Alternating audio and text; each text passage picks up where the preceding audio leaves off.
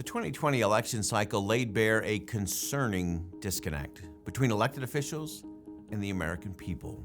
Democrats declared the election was a day of reckoning for Republicans as President Donald Trump was defeated. Republicans, of course, on the other hand, declared that the election was a day of reckoning for Democrats, who lost seats in the House of Representatives and failed to shift the balance of power in state and local races despite unprecedented spending. The real reckoning, however, this is going to come when both parties understand how far they've drifted from the American people, and then they begin to lead with humility. Both parties have a few things that need to be reckoned with if they want to connect to and reflect the mind of the American people. Any such reckoning must begin with a very clear understanding of where the political parties reside and where the people of the country actually are. So where are we the people, and what do the political parties need to reconcile? For Republicans, they must reconcile with the fact that Joe Biden will be the president of the United States of America for the next 4 years. Biden won for a reason. Recognizing the reason, or reasons, is the beginning of restoring reason to the Republican Party. Democrats, on the other hand, have to reckon with the reality that there are more than 70 million Americans who voted for President Trump. They must also understand how Mr. Trump replaced former President Barack Obama as the most admired man in America. That's going to take some reckoning. The far left of the Democratic Party must understand that socialism won't win and won't fly in America. And they should also open their eyes to the rich irony of capitalism working within their own ranks, but not for the average citizen. Just look at the website of Representative Alexandria Ocasio-Cortez, who sells sweatshirts that say, "Tax the rich," for $58 a pop, plus shipping and handling, of course. Now, the far right of the Republican Party, they've got to reckon with the fact that government does have an important role to play in society.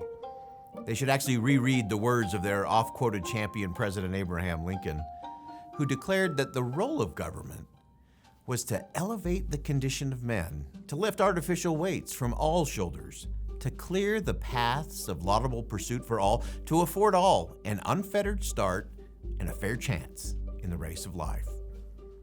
Now, the Democratic Party must also reckon with the reality that the private sector is better than government at doing some things. In fact, Pfizer CEO Albert Bourla chose to not take government money for research and development of a COVID-19 vaccine. He was making a $2 billion gamble. And he did that by saying, "I believe in the power of science, I believe in the power of the private sector, and I believe in the miracles that science and the private sector can do for mankind." Well, his gamble on capitalism and the corporate world paid off to the benefit of millions of people around the world. Now, both parties must reckon with the idea that political populism is an easy mantle to claim and that real governing is actually a difficult thing to do. Go back. The Tea Party populism of 2009 used the angst around Obamacare as the piston to drive a white-hot engine of change against the them of President Obama and congressional Democrats. On the flip side, the Occupy Wall Street movement similarly channeled frustration about them, the top 1% of earners, millionaires, and corporate executives, as the populist target for people who were angry and frustrated about the American economy. President Donald Trump, of course, rode a populist wave into office in 2016. Far-left liberals like Representative Ocasio-Cortez and the Squad, along with Democratic socialists like Senator Bernie Sanders, have also amassed populist political influence in a significant way over the past 4 years. So, both sides need to reckon that populism only has to incite the riot. It doesn't have to govern, and it never really needs to lead. My friend and pollster Scott Rasmussen wrote of the coming reckoning for both parties when he said, "Many in official Washington are hoping that a Joe Biden presidency will signal a return to the politics as usual that existed before President Trump took office." However, in his polling from the 2020 election cycle, he found that only a third of voters in America want a return to the establishment politics of either the Republican or the Democratic variety. You see, the next leaders for America will emerge to address the issues and challenges of the 21st century in a way that actually gives voice to the hopes and aspirations of the American people.